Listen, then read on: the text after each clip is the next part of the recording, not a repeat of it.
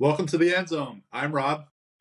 I'm Ray, and this morning we're over virtually again due to working circumstances, and it's kind of convenient not having to travel half hour each time. But I think the next episode we'll be together again. But in today's episode, we're just gonna talk about week 5 of the NFL season, some recap we have, our fantasy week how it went. Some fantasy standouts so far this season. It's kind of been the segment that we've been talking about. But just, overall the tides of the NFL too, like what we're analyzing on our end, what we see being a trend this year, and how we're going to prep for week 6 and potential pickups after some couple of big name injuries. And just conclude the episode. So if you want to take it away from here, how was your week 5? Well, week 5 was good. Uh, I was on the winning end, so I beat Sin City Raiders. So that was kind of nice. The big thing for me was, Baker Mayfield did his thing in that overnight thriller against Atlanta on Tuesday. I mean, I know Tampa Bay came up short, but Thursday.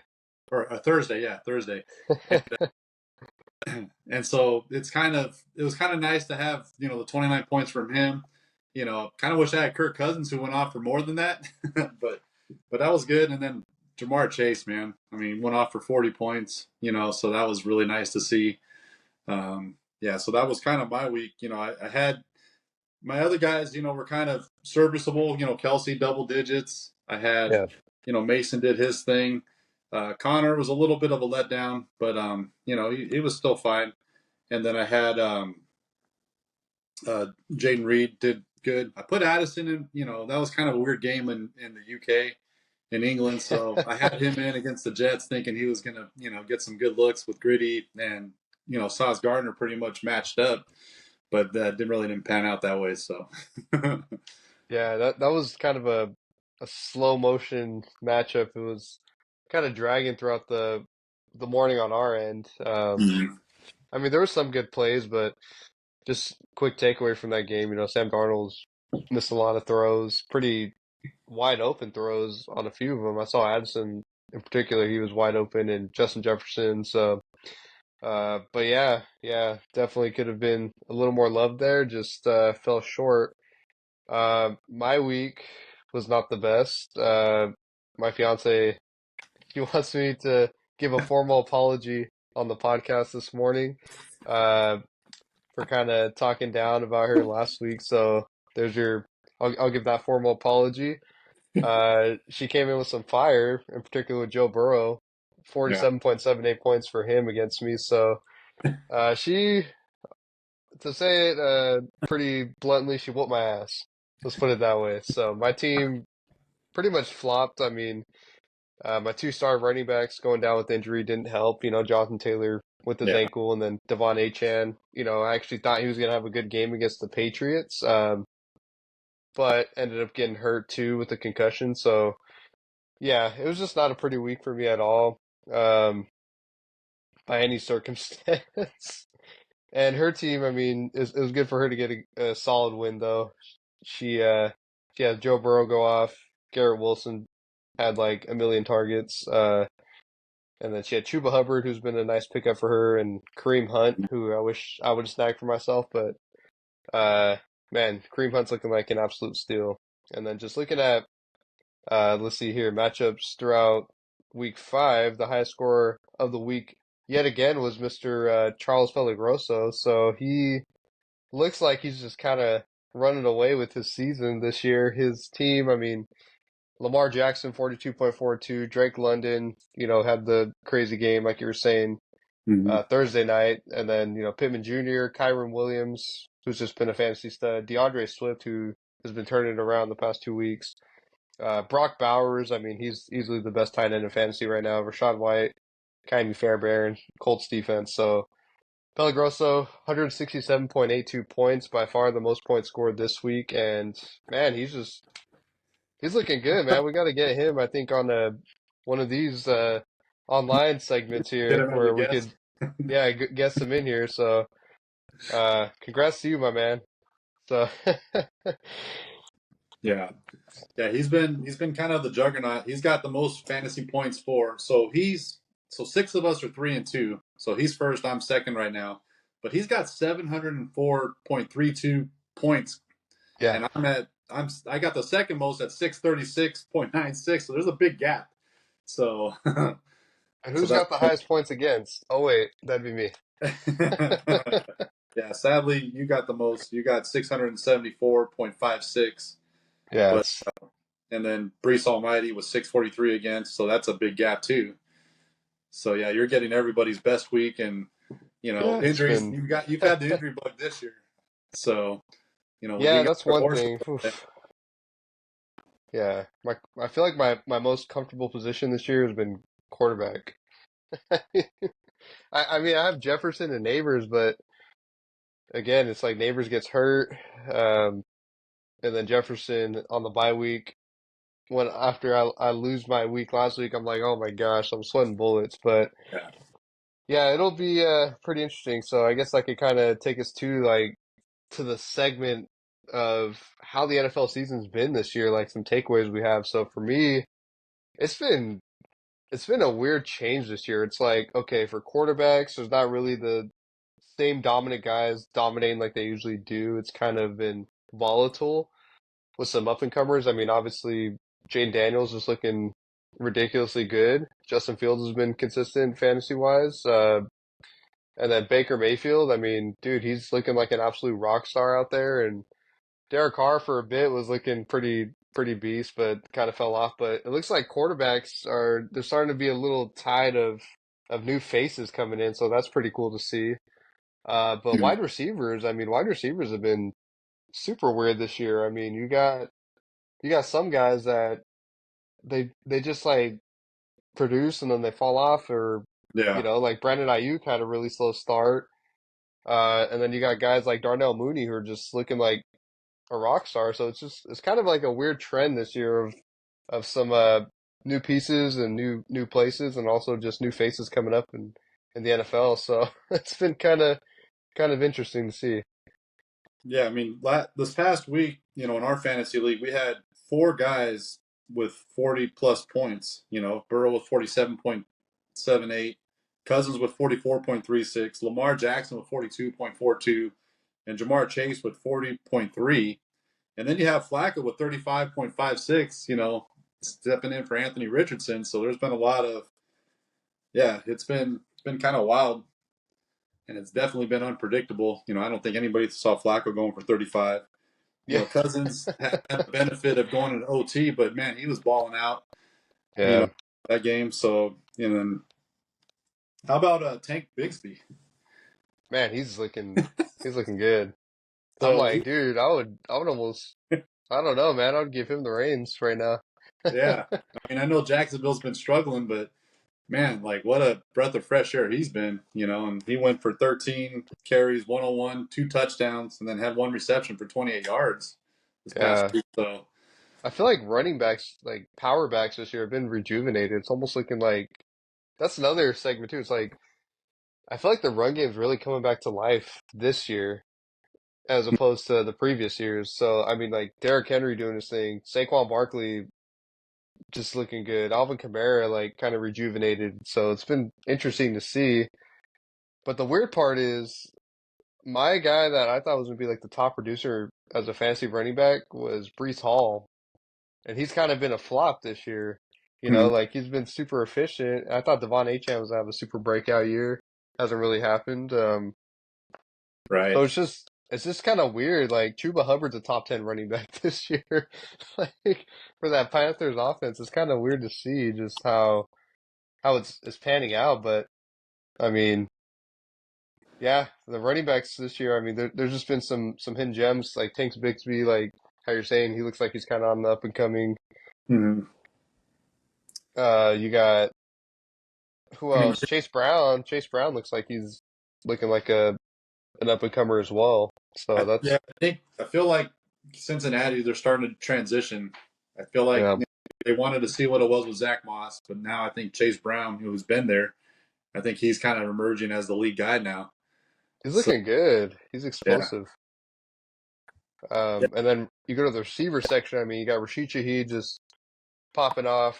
Brian Thomas Jr. I mean, I honestly wasn't the biggest on him. I thought maybe he would have a few breakout games here and there, but Hmm. dude, he's looking pretty pretty solid for Jacksonville. Alec Pierce, I mean, he's kind of up there with the fantasy ranks over CD Lamb, and yeah, it's just been a interesting fantasy season. Tight ends have been pretty much non-existent unless you have Brock Bowers, but I wonder if, the mid part of the season is going to start being more forming of old faces that start getting going or established more, but it's just hard to predict the trend right now. Yeah, definitely. Kind of what I was alluding to in past episodes is, when it comes to receivers and tight ends, I like to look at the amount of targets they're having. So kind of when we get, towards the end of the episode, I got a couple of guys that I've been kind of eyeing as far as tight ends because I got a Kelsey, on a bye this week. So Yeah, he's had a good last couple of weeks, but yeah, it's definitely been different. Nico Collins was another one that was, having a great season, and then he catches that yeah, big touchdown and then blows out his hammy. So yeah. Now he's on the IR, so yeah, so that's unfortunate. Godwin's kind of having another resurgence this year. he's looking good in that offense. Yeah, Yeah, and then Mike Evans. I mean, that guy just does it every every week. Telling Marcelo, like, I feel like Mike Evans is good for like six, 5 to 6 receptions, 80 yards, and a touchdown every week. easily. So, Yeah, yeah, yeah. but yeah, My Darnell Mooney's been a guy that I picked up earlier this week, and I'm kind of roll with him in my flex this week because he's been getting tons of targets, and mm, that offense is really clicking with Cousins right now, and so I feel like he could be a good play, at least for the next middle part of this season. See what happens. yeah, it's been good to see him getting going there. Seems like Cousins kind of found his safety valve guy. Drake Yeah. London too. He's getting a ton of targets. So that Falcons offense looks like they're kind of shaping up a bit.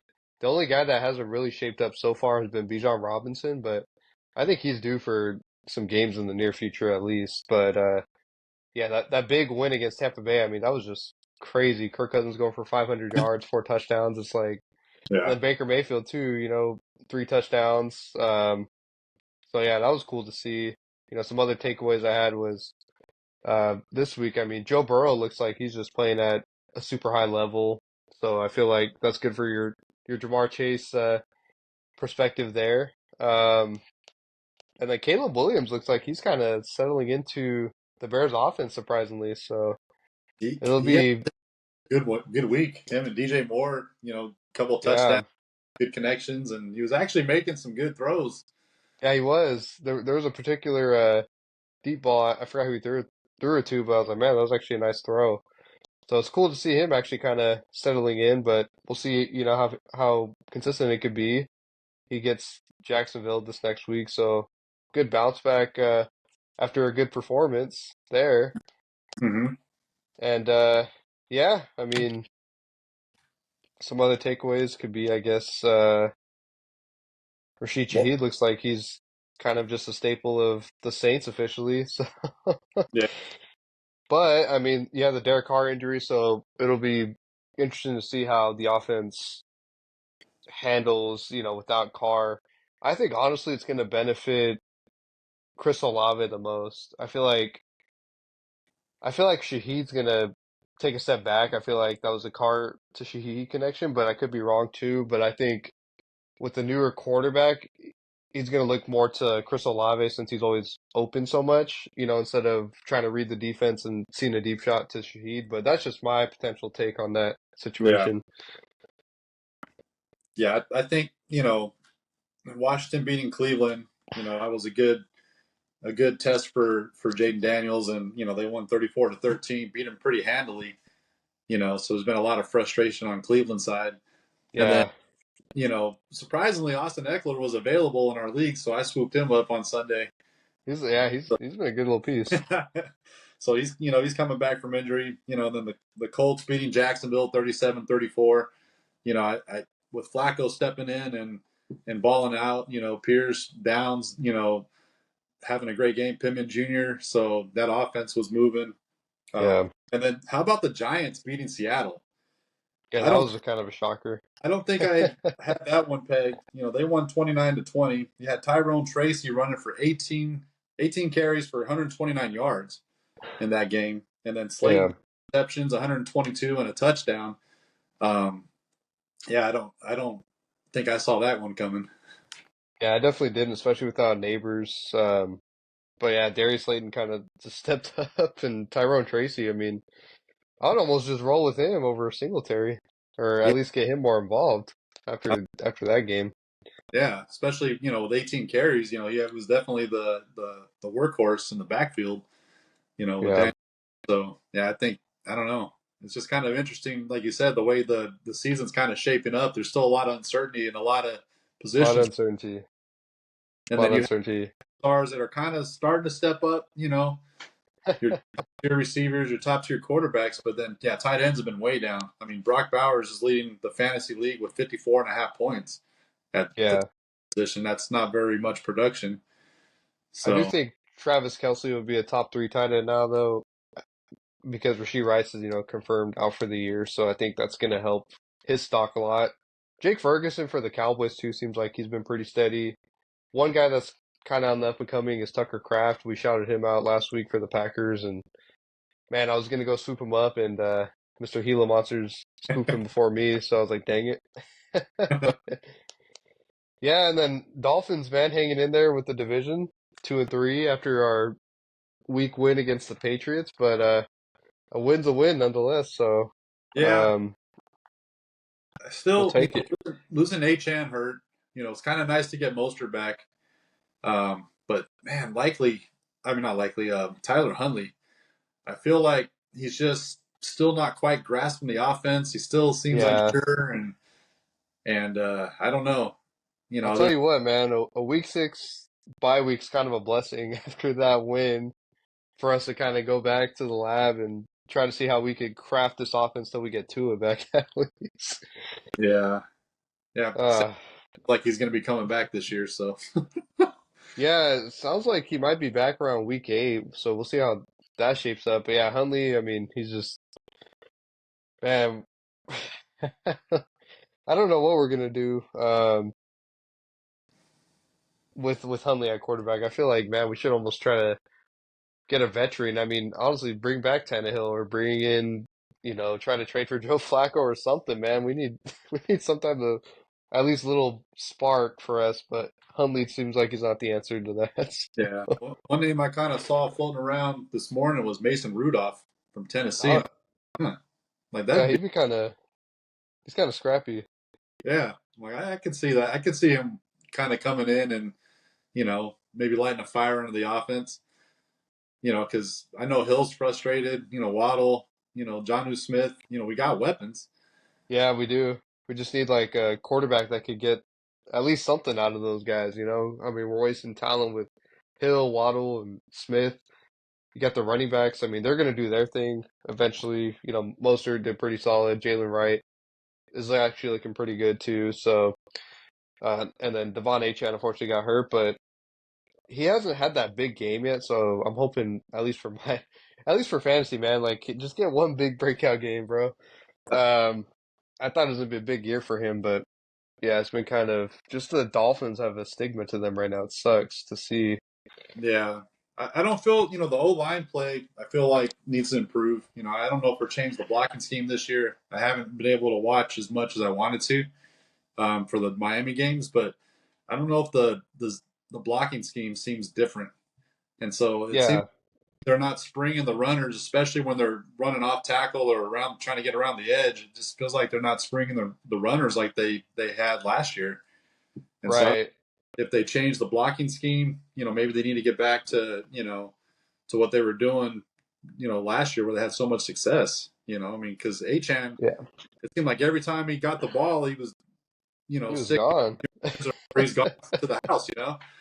You might get stuck a couple times, but he's always had those big runs. So, Yeah, a big thing most, too is I think losing Connor Williams was just I think it really hurts us because he was such a good center in our offense, and I was surprised that we just let him walk. I know he had the injury, but I'm like, man, he's gonna be back at some point. It'll be good to get him down the line, but I Yeah, think losing him was a big aspect to it. And then obviously we have our other starting guard, Isaiah Wynn, who's been pretty steady, in the NFL. So he's been hurt. So I mean that's another guy too. I mean we could use him out there at the guard spot to kind of open up the middle and the inside zone runs. And then Teron Armstead kind of he's always on and off injured, so yeah, that's always an obstacle there too.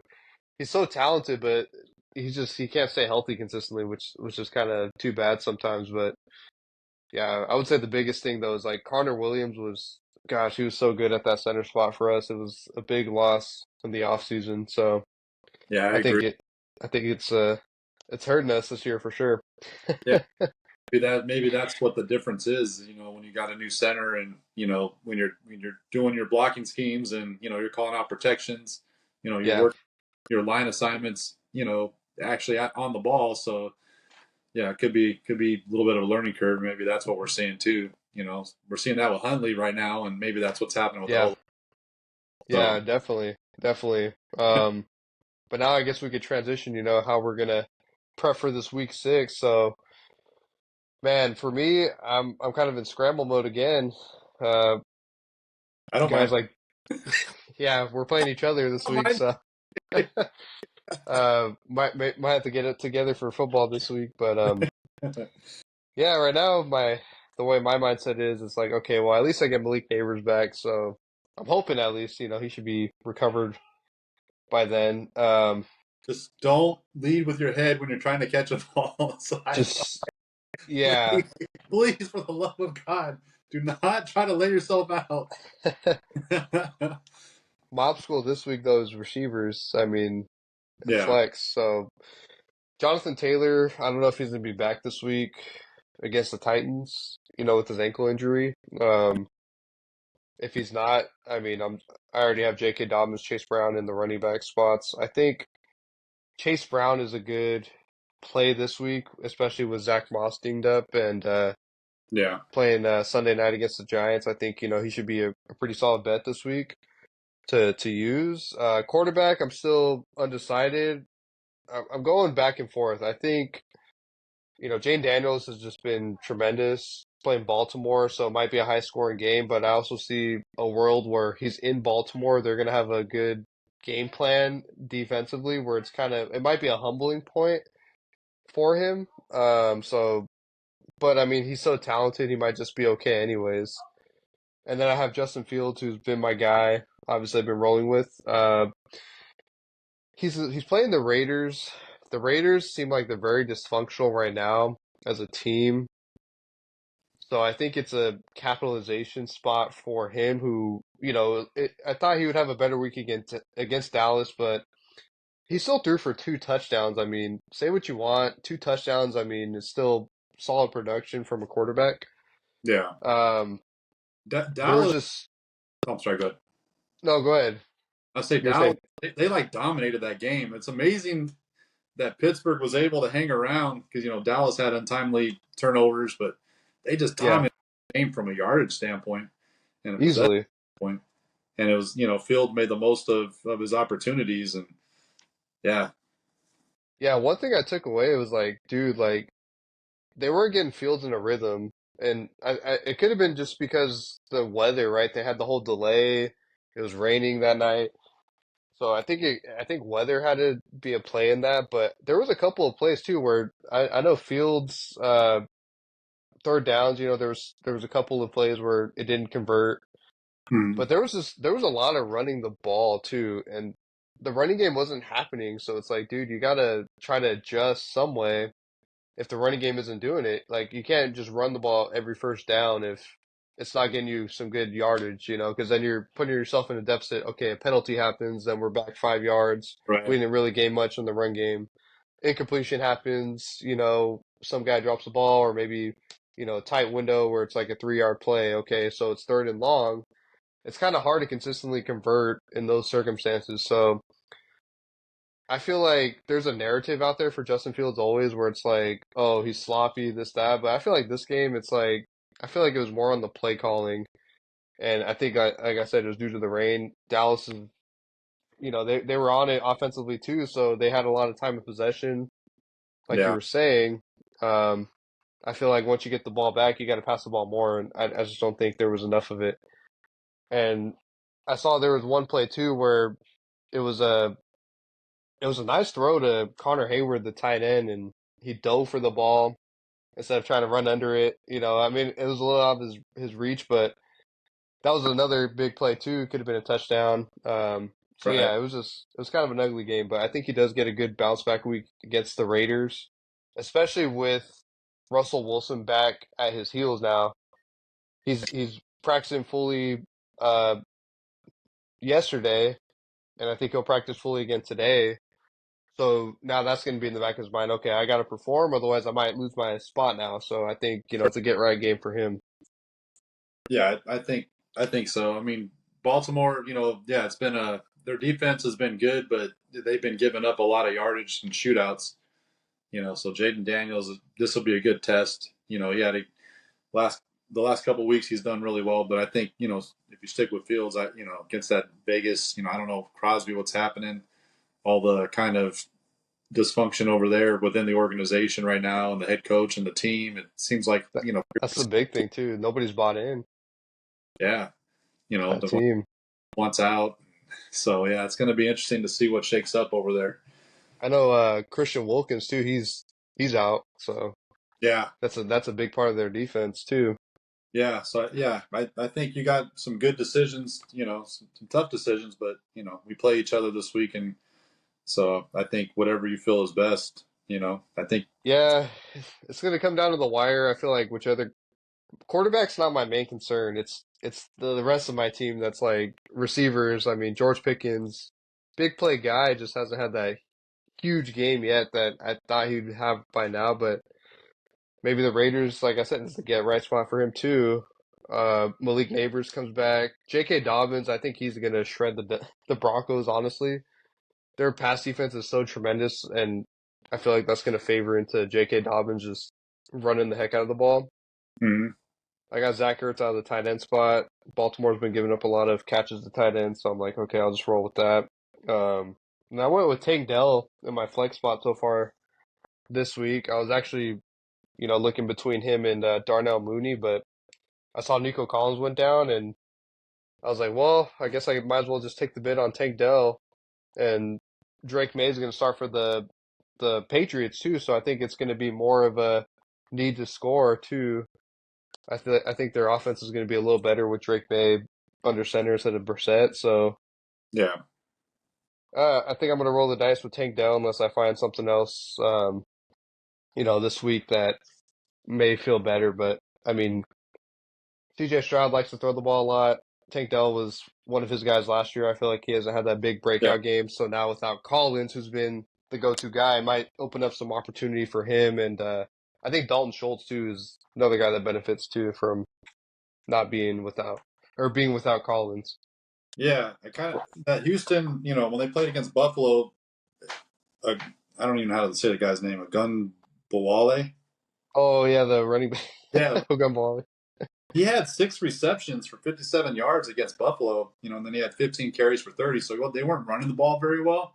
But Yeah, Long Mixon's going to be out, but he could be like a pickup for this week for people that might need someone in their flex, because I feel like with Diggs and Dell and Schultz, they're going to be trying to stop that passing attack. Like you said, CJ loves to air it out, so a yeah. lot of passes underneath, for that running back position has been pretty good for him.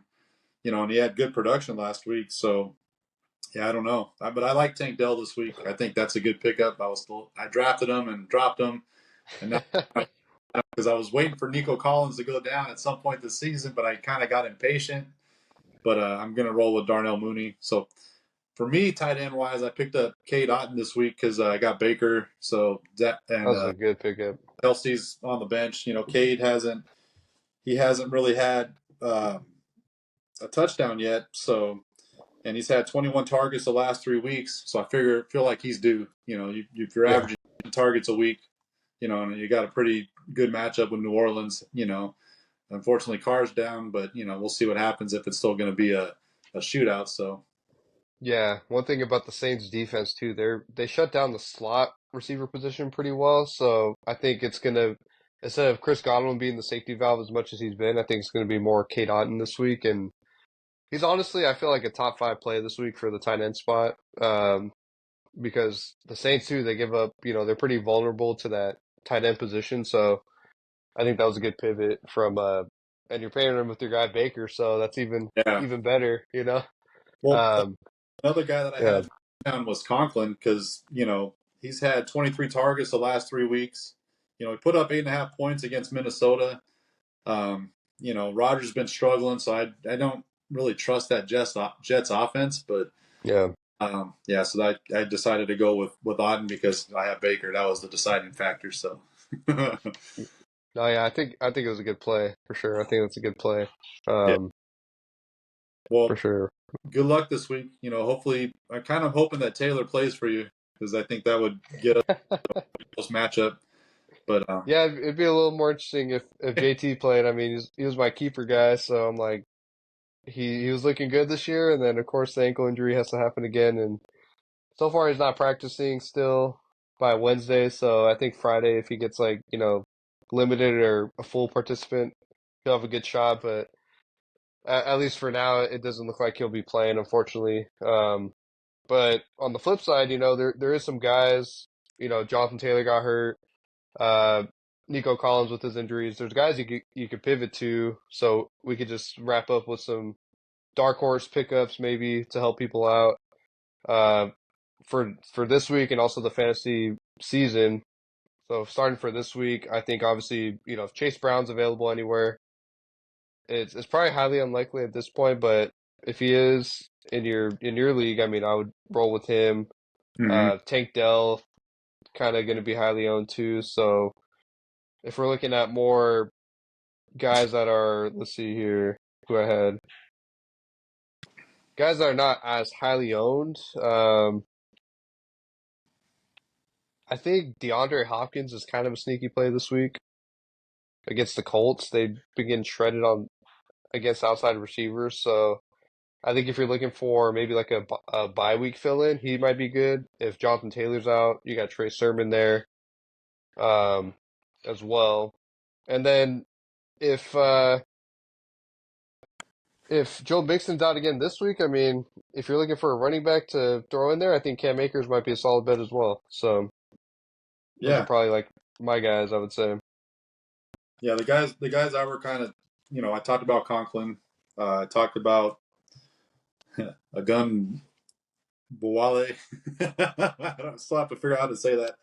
Another one I kind of had talked about previously was Josh Downs. He had 11.84 fantasy points against Jacksonville, but he had 12 targets, 9 receptions for 69 yards. And he's had 26 targets over the last 3 weeks. With Flacco, if Flacco is going to continue to be the guy, I think that could be a nice sleeper pick for somebody that needs some help on the wide receiver end or in a flex spot. Tyrone Yeah. is another one. I would keep an eye on Dev Singletary Hmm. because he used well. Had 18 carries, 129 yards against Seattle for the Giants. And if Dev Singletary isn't a go, I think you got to swoop him up, as a good possibility. Honestly, I think he's the biggest spark of that win too for them. Like he kept the chains going, so Yeah, it's like they got to give the guy some love. yeah. Then another guy I had, kind of my eye on was Tank Bigsby. They play Chicago, who's 11th, in Yeah. fantasy for running backs. So, it'll be kind of a good test to see what happens and how much they actually use him in Jacksonville. But, Hmm. he had 10 points against Houston and then 27.4 against the Colts. So we'll see what he does this week. He could be another guy that could be late in the season. If you add him now, could benefit late season. So, Yeah. Yeah. One other guy too that I'll kind of hit on is Jalen Tolbert for the Cowboys. I know Brandon Cooks went on the IR, so kind of opens up some opportunity for him. He looked good against the Steelers. He's looking pretty solid. Just overall this fantasy year, I mean, he's got double digit points 3 out of the 5 weeks he's played. And one thing was I heard that him and Dak Prescott were working together in the offseason to build chemistry. So if you're looking for maybe like a fill-in guy too for a receiver for a bye week against the Lions, he might be a pretty solid play. And some guys I have my eye on for as we wrap up here for the season long pickups. I mean, Juju Smith-Schuster for the Chiefs looked like he's pretty he's pretty back in that offense and legit. So he looks like a good bet. I think Bigsby might be a good season long hold, depending if ETN gets injured or if they end up going with him full time. Tyrone Tracy as well with the Giants. So I would say those are some solid season long pickups that I had an eye on. So yeah, Nice. Well, any more closing thoughts? that's pretty much it for now. So I just hope I could get back in the win column against you this week. So we'll see how that plays out. But yeah, we'll keep you guys posted obviously in the next episode. And, thanks so much for watching as always. And, feel free to follow us on YouTube, Instagram, subscribe to our YouTube and whatnot. And yeah, got to get the TikTok going too. I keep saying that, but I got to get it going. So got to But just carve time in my busy calendar. that's yeah. Thanks so much for watching, and we appreciate all the support from everybody out there. And anybody that's new, we hope you like it. If Yep. you have anything, you have any questions for us, just DM us, and we'll be able to get back to you. Yeah, Thank feel free to share anything too if you guys ever want to hear segments. And yeah, so we'll keep you posted on who wins this next week. So see you guys. you. All right, bye. Thank you.